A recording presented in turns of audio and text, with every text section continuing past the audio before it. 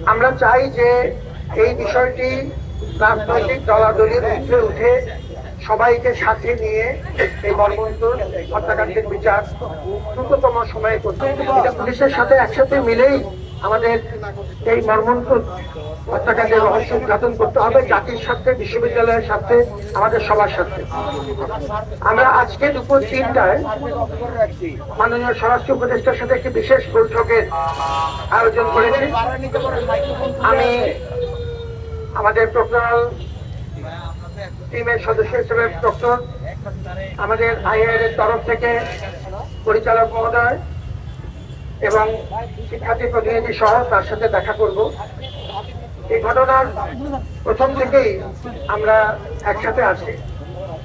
এগুলো একটু মুখে বলার বিষয় না, আনুষ্ঠানিকতার বিষয় না।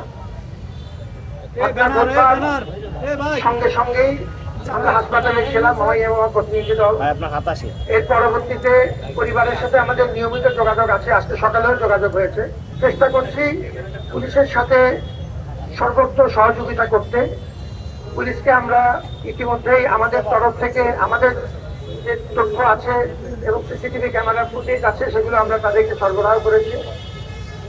পুলিশ ঘটনা ঘটার 2-3 ঘন্টার মধ্যে প্রাথমিক পদক্ষেপ হিসেবে অ্যারেস্টগুলো করেছে। গতকালকে তারা আপনারা শুনেছেন যে কমিশনার মহোদয়গুলো আমাদেরকে উল্লেখ করেছেন।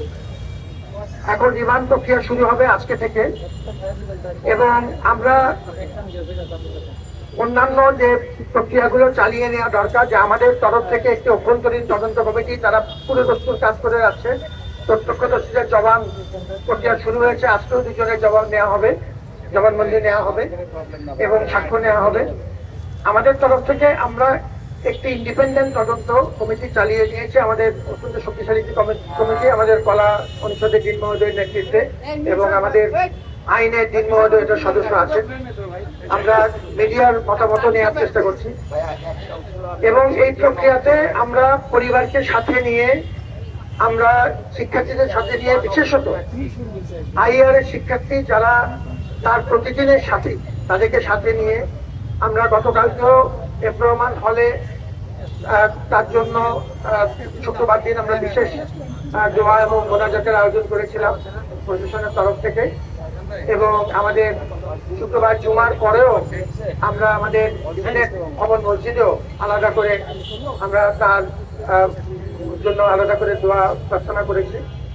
আমরা চাই যে এই বিষয়টি রাজনৈতিক দলাদলির ঊর্ধ্বে উঠে সবাইকে সাথে নিয়ে এই মর্মন্তুর হত্যাকাণ্ডের বিচার দ্রুততম সময়ে করতে, এবং এই ব্যাপারে আমাদের তরফ থেকে যা করণীয় আমরা করব, আপনার তরফ থেকে যা করে সেটা আপনি করবেন, এবং সবাই মিলে আমরা পুলিশের সহযোগিতা চাই। আমরা এখন পর্যন্ত গতকালকেও যা দেখেছি, পুলিশ কিছু অগ্রগতি করেছে এবং আমরা কমিশনার মহোদয়ের সাথে নিয়মিত যোগাযোগ রাখছি। যেটা বললাম, আজকে আমরা স্বরাষ্ট্র উপদেষ্টা মহোদয়ের কাছেও আমরা যাব। আমাদের তরফ থেকে শরণার্থী উদ্যান যদিও আমাদের সরাসরি অধীন না, আপনারা এই তথ্য বলেছেন, আমাদের এক ছাত্র এই কথাটা বলেছেন, তাকে ধন্যবাদ জানাই।